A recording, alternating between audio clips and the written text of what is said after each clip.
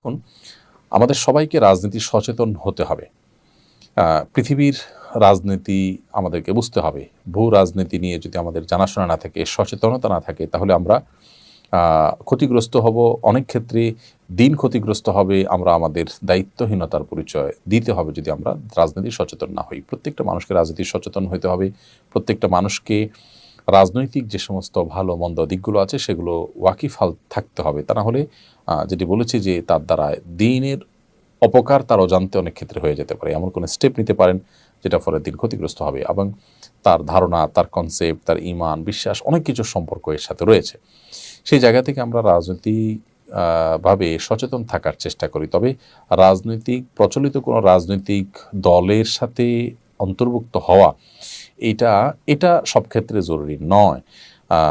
বরং এর বাইরেও বিভিন্নভাবে আমরা আমাদের জায়গা থেকে কাজ করতে পারি। আপনি সাহাবীদের সময় থেকে দেখবেন যে সাহাবীদের অনেকে ছিলেন যারা ইলম নিয়ে থাকতেন, অনেকে ছিলেন যারা দাওয়াত নিয়ে থাকতেন। রাজনৈতিক সচেতন সবাই ছিলেন।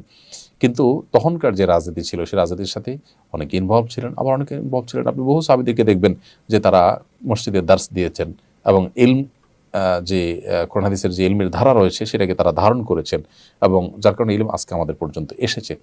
প্রত্যেকটা সেক্টরের জন্য লোক থাকা উচিত এবং প্রত্যেকটা দিনের সেক্টরকে সমর্থন জানানো উচিত। এমন নয় যে আমি যে সেক্টরে আছি এটাকে একমাত্র দিন মনে করে এর বাইরে যারা আছে তাদেরকে আমি ইসলাম থেকে খারিজ করে দিলাম, তাদের অবদানকে আমি অস্বীকার করলাম বা তাদের প্রয়োজনীয়তাকে অস্বীকার করলাম। এটা অনুচিত। বিধায় এই মানসিকতাটা আমরা চেষ্টা করি ধারণ করার, লালন করার। আল্লাহ রাব্বুল আলামিন আমাদের সবাইকে দিন শেষে আল্লাহর দিনকে বিজয়ী করবার জন্য যার যার জায়গা থেকে সর্বোচ্চ ভূমিকা রাখার তৌফিক দান করুন। আমাদের সবাইকে রাজনীতি সচেতন হওয়ার তৌফিক দান করুন এবং আমাদের যার যার জায়গা থেকে যে ভূমিকা আল্লাহর দিনকে বিজয়ী করবে, বুলন্দ করবে, প্রতিষ্ঠিত করবে, কায়েম করবে, তার জন্য আমাদের প্রত্যেককে কাজ করতে হবে এবং আল্লাহর শরিয়ার দ্বারা শাসিত হওয়ার তামান্না আমাদের নিজেদের মধ্যে থাকবে। অন্যদেরকেও সেই তামান্না যেন তাদের মধ্যে আসে, তার জন্য আমাদেরকে কাজ করতে হবে। আল্লাহ আমাদেরকে তৌফিক দান করুন। আমাদের এলাকায় কিছু মানুষ বলে কবরে মাটি দিলে তিনি ৩ মুষ্টি দিতে হবে, এর কম দেওয়া যাবে না। এটা কি ঠিক? না, এরকম কোনো বাধ্যবাধকতা নেই যে কবরে মাটি ৩ মুষ্টির কম দেওয়া যাবে না, দিলে গুনাহ হবে, এমন কোনো কথা নেই। কবরে মাটি আপনি ৩ মুষ্টি, ৫ মুষ্টি, ৭ মুষ্টি, ৬ মুষ্টি যা খুশি দিতে পারেন। এমনকি মুষ্টিতে দিতেই হবে এমন কোনো বাধ্যবাধকতাও নেই। আপনি কোদাল দিয়ে দিতে পারেন, অন্য কোনোভাবে দিতে পারেন। মৃত ব্যক্তিকে দাফন করা ফরজে কিফায়া। সমাজের কিছু মানুষ যদি সেটি করেন সবার তরফ থেকে সেটি আদায় হয়ে যায়। অতএব মৃত ব্যক্তিকে দাফন করার এই কাজে আপনি শরীক হলেন, একটু মাটি দিলেন, এটা সবের কাজ, সেটা আপনি করেন। বাট আপনার এটা মাথায় রাখা দরকার যে ৩ মুষ্টি দিতে হবে এরকম কোনো বাধ্যবাধকতার কথা কোরআন বা সুন্নাহর কোথাও বলা হয়নি। একের পর এক বিপদ আসতে থাকলে তখন কি কোনো হুজুরের শরণাপন্ন হওয়া যাবে? একের পর এক বিপদ আসতে থাকলে তখন আল্লাহর শরণাপন্ন হবেন, কোনো হুজুরের শরণাপন্ন হওয়া নয়। হুজুর আমাদেরকে বিপদ আপদ থেকে উদ্ধার করাবার জন্য কোনো আল্লাহর পক্ষ থেকে কোনো অথরাইজড ব্যক্তি না।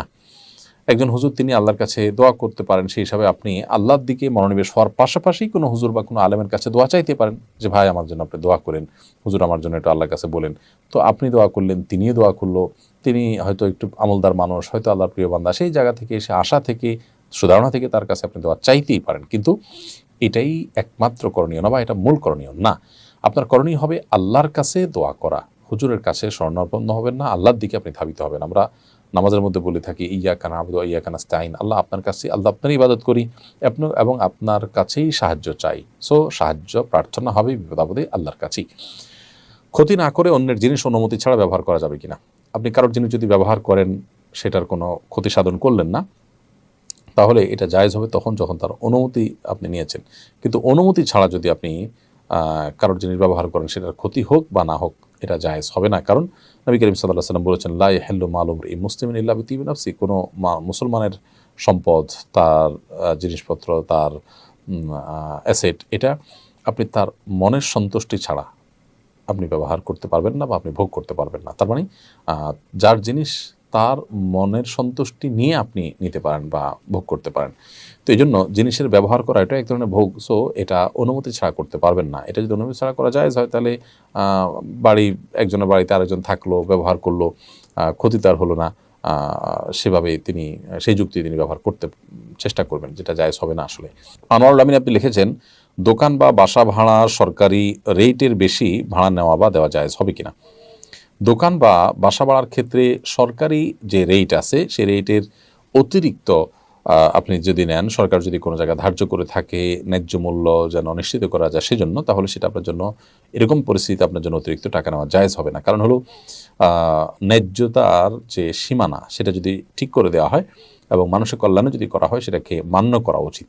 এবং সেটাকে অমান্য করার মানে হলো যে আপনি অনৈতিকভাবে বা অন্যায়ভাবে মানুষের কাছ থেকে অর্থ উপার্জন করতে চাচ্ছেন, এই জন্য এটা জায়েজ হবে না, এটা অনুচিত হবে। বিশেষ করে ন্যায্য ভাড়ার অতিরিক্ত যদি আপনি নেন, সেটা অনৈতিক হবে। এই জন্য আল্লাহকে ভয় করা উচিত। তবে যদি এমন হয় যে উভয় পক্ষ, ক্রেতা বিক্রেতা, আপনারা সম্মত হয়েছে এটার উপরে, সরকারের রেট আসলে কেউই ভাড়া দেয় এটাই না, বা অযৌক্তিকভাবে সরকারের রেট নির্ধারিত হয়েছে, এটাতে দেওয়া সম্ভব না, ইত্যাদি ইত্যাদি যদি হয়, তাহলে সেক্ষেত্রে উভয় পক্ষের সম্মতিতে সেটি জায়েজ হবে। আর যদি সরকার যেটা নির্ধারণ করেছে সেটা আসলে অযৌক্তিক নয়, তাহলে সেক্ষেত্রে সেটা মান্য করা উচিত। বিশেষ করে জমি কেনা বেচার ক্ষেত্রে আমরা জানি সরকারি যে রেট আছে সেটা আসলে কোনো যৌক্তিক রেট নয়। বিশেষ করে শহরাঞ্চলে জমির যে সরকারি রেট আছে অনেক কম। কোথাও হয়তো একসময় ছিল, পুকুর ছিল বা গর্ত ছিল, সেই হিসাবে সরকারি রেট সেখানে নির্ধারিত হয়েছে। এখন সেটা খুব ভরাট জায়গা, সুন্দর দামি জায়গা, সেটা বহুগুণ বেশি এখন বিক্রি হচ্ছে। এখন কেউ সরকারের দামে কিনতে বা বিক্রি করতে বাধ্য নয়। এরপর প্রশ্ন হলো, বর্তমান পরিস্থিতিতে অনেকে আইন হাতে তুলে নিচ্ছে, যাদের ব্যাপারে মানুষ সংঘবদ্ধ হয়ে আঘাত করছে, তারা জালিম। তবু তারা আইন নিজের হাতে তুলে নেওয়া সংগত হচ্ছে কিনা? কেউ যদি অন্যায় করেও তারপর আইন হাতে তোলা জায়েজ নেই, কারণ এর মধ্য দিয়ে একটা সমাজ বিশৃঙ্খল হয়, এর মধ্য দিয়ে অনেক অন্যায়ের পথ সুগম হয়। আপনি যাকে অন্যায়কারী হিসাবে তার ব্যাপারে শাস্তি দেওয়ার কাজটা করতে যাচ্ছেন, এটা যদি আরেকজনও করে, তাহলে সেক্ষেত্রে ঠুনকো অজুহাতে একজন আরেকজনের শত্রুতা উদ্ধার করা শুরু করবে, সমাজে একটা বাজে দৃষ্টান্ত তৈরি হবে এবং একটা অস্থিতিশীল পরিস্থিতি আসবে। নবী করিম সাল্লাল্লাহু আলাইহি সাল্লাম বিচার করতেন, বিচারের আলোকে শাস্তি কার্যকর হতো। কোরআনের যে বিধান আছে সেই বিধানের আলোকে সাহাবীরা যার যার মধ্যে করে শাস্তি কার্যকর করতেন না, পরে নবী সাল্লাল্লাহু আলাইহি সাল্লামের কাছে আনা হতো, তিনি বিচার করতেন। পরবর্তী সাহাবীরা যখন খেলাফতের দায়িত্ব পেয়েছেন, তারা বিচার করতেন, তার আলোকে বিচার করা হতো। তো বিচার, প্রত্যেকটা ব্যক্তি যদি বিচার ভার নিজের হাতে তুলে নেন, তাহলে সেক্ষেত্রে সমাজ বিশৃঙ্খল হবে, যেটা ইসলাম সমর্থন করেন এবং আমাদের জন্য একটা সুন্দর আবাসভূমির পথে যেটা সবচেয়ে বড় অন্তরায়গুলোর একটি। বিধায় কোনো যুক্তিতেই আইন নিজের হাতে তুলে নেওয়া আমাদের জন্য জায়েজ হবে না। এমডি মুখলেসুর রহমান আপনি লিখেছেন, 4 রাকাত নামাজ ভুলে 3 রাকাত পড়ে সালাম ফিরিয়ে ফেললে করণীয় কি? 4 রাকাত নামাজ যদি 3 রাকাত পড়ে সালাম ফিরিয়ে ফেলেন এবং সালাম ফেরানোর সাথে সাথে মনে পড়ে, তাহলে ওই অবস্থা আপনি দাঁড়িয়ে যাবেন, আরও 1 রাকাত যুক্ত করে তারপর শেষে সেজদায়ে সাহু দিবেন। ইনশাআল্লাহ তাতে আপনার সালাত আদায় হয়ে যাবে। যদি সালাম ফেরানোর পর কথাবার্তা বলেছেন, উঠা বসা করেছেন বা সালাত ভঙ্গকারী কোনো কিছু হয়েছে, হাঁটাচলা করেছেন, এরপরে আপনার মনে পড়েছে, তাহলে ওই সালাত পুনরায় আপনাকে আদায় করতে হবে। অর্থাৎ হাঁটাচলা